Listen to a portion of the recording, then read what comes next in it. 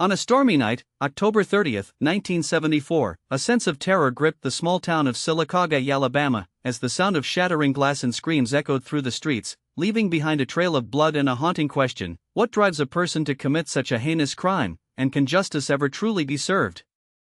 In the heart of the southeastern United States, where the sun dips into the horizon and paints the sky with hues of crimson and gold, lies the quaint town of Sylacauga, Alabama. With a population of just over 12,000 residents, this close-knit community was once considered one of the safest places to live in the country. However, on that fateful autumn evening, the tranquility was shattered when 18-year-old Nancy Patterson, a beautiful and vibrant high school student, was brutally murdered in her own home. The crime would go on to shock the nation, sparking a manhunt that would last for years and raising questions about the darkness that lurks within human nature. As we delve into the details of this horrific crime, we will explore the events that unfolded on that stormy night and the subsequent investigation that followed, revealing a complex web of clues, suspects, and twists that would keep authorities guessing for decades. The town of Sylacauga, nestled in the foothills of the Appalachian Mountains, was known for its natural beauty, with rolling hills, sparkling lakes, and lush forests. The residents were a tight-knit community, where everyone knew each other's names, and the local diners served as the town's gathering place. But on that fateful night, the streets were empty, save for the sound of rain pattering against the pavement, and the occasional flash of lightning that illuminated the dark sky. Nancy Patterson was a bright and ambitious young woman, with a passion for life and a heart full of love. She was a senior at Sylacauga High School, where she was an active member of the debate team, the school choir, and the cheerleading squad. Her friends described her as kind, gentle, and always willing to lend a helping hand. Nancy lived with her parents, Charles and Louise Patterson, in a cozy two-story house on West 3rd Street, just a few blocks away from the town's central square. The Pattersons were a respected family in the community, known for their strong values and their commitment to their faith. On the evening of October 30, 1974, Nancy's parents had left for a dinner party at a friend's house, leaving Nancy alone at home, studying for an upcoming exam. The storm outside was intensifying, with strong winds and heavy rain battering the house, but Nancy was focused on her studies, unaware of the danger that lurked in the shadows. As the night wore on, the storm showed no signs of letting up, with flashes of lightning illuminating the dark sky, and the sound of thunder booming through the streets. The residents of Sylacauga huddled in their homes, waiting for the storm to pass, but for Nancy Patterson, the night would end in tragedy. At around 9:45 p.m., a neighbor reported hearing a loud scream coming from the Patterson residence, followed by the sound of shattering glass.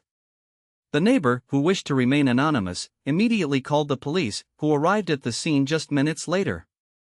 When the police arrived at the Patterson residence, they found Nancy's lifeless body on the living room floor, surrounded by broken glass and blood. The room was in disarray, with furniture overturned and clothes scattered everywhere. The officers immediately secured the scene and began processing the evidence. The investigation revealed that Nancy had been brutally stabbed multiple times, with wounds to her chest, abdomen, and head. The killer had also attempted to strangle her, leaving behind a piece of torn fabric caught in her fingers. The crime scene was a bloody and chaotic mess, with signs of a fierce struggle. The police found a trail of blood leading from the living room to the back door, suggesting that the killer had escaped through the rear of the house. The storm outside had washed away any potential footprints or tire tracks, leaving the police with few leads to follow.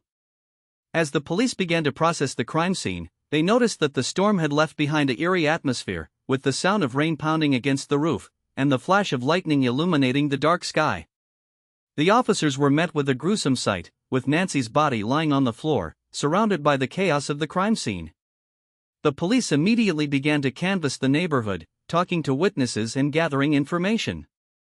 They also started to review the case files, looking for any potential suspects or motives. The investigation was just beginning, and the police were determined to leave no stone unturned in their pursuit of justice.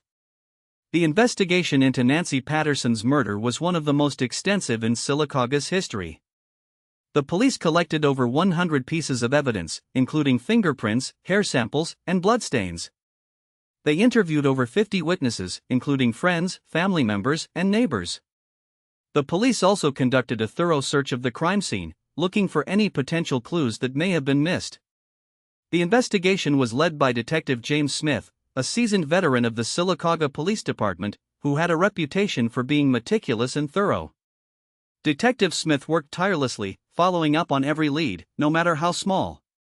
He spent countless hours reviewing the case files, looking for any inconsistencies or potential suspects. The police also received assistance from the FBI, who provided expertise and resources to aid in the investigation. As the investigation continued, the police began to piece together the events of that fateful night. They discovered that Nancy had been studying for an exam and had left her window open to let in some fresh air. The killer had likely entered through the open window and had attacked Nancy without warning. The police also found a piece of torn fabric caught in the window lock, which they believed may have come from the killer's clothing. The fabric was sent to the lab for analysis, where it was matched to a similar fabric found in a local laundry facility. The police were now following a new lead and were determined to track down the killer. As the investigation continued, the police began to identify potential suspects.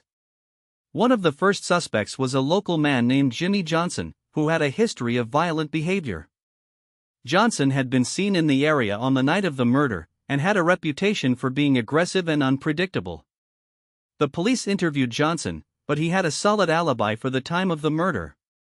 Another suspect was a former boyfriend of Nancy's, who had a history of stalking and harassment.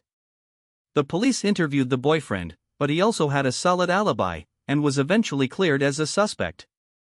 The police continued to follow up on leads and were determined to find the killer. They also received tips from the public, including a report of a suspicious person seen in the area on the night of the murder. The police were now following a new lead and were determined to track down the killer. As the police continued to investigate, they began to uncover a complex web of secrets and lies. They discovered that Nancy had been receiving threatening letters and phone calls in the days leading up to her murder. The police were now looking for a killer who was not only violent, but also calculating and cunning. The investigation was ongoing, and the police were determined to find justice for Nancy and her family. The police were also working with the local community, who were shocked and outraged by the crime. The community came together to support the Patterson family and to demand justice for Nancy. The case of Nancy Patterson's murder remained unsolved for over 20 years, until a breakthrough in DNA technology led to the conviction of a suspect. In 1996, the police re-examined the evidence and found a DNA match to a local man named Billy Wayne Cope. Cope had a history of violent behavior and had been interviewed by the police in the initial investigation. However, at the time, he had a solid alibi and was cleared as a suspect. The new DNA evidence, however, placed Cope at the crime scene, and he was subsequently arrested and charged with Nancy's murder. The trial was a dramatic and emotional event, with the Patterson family finally finding closure after years of waiting. Cope was found guilty and sentenced to life in prison, bringing an end to a case that had haunted the town of Sylacauga for decades. The conviction of Billy Wayne Cope brought a sense of relief to the community, but it also raised questions about the failings of the justice system. How could a killer have evaded capture for so long, and what could have been done to prevent the tragedy? The case of Nancy Patterson's murder serves as a reminder of the importance of perseverance and determination in the pursuit of justice. It also highlights the need for continued advancements in forensic technology and the importance of community support and cooperation in solving crimes. The case of Nancy Patterson's murder is a tragic reminder of the darkness that lurks within human nature. It is a story of senseless violence, of a life cut short, and of a community left to pick up the pieces. But it is also a story of hope and resilience, of a family's determination to find justice, and of a community's commitment to supporting those in need. As we reflect on this case, we are reminded of the importance of empathy, compassion, and understanding. We are also reminded of the need for continued efforts to prevent such tragedies from occurring in the future.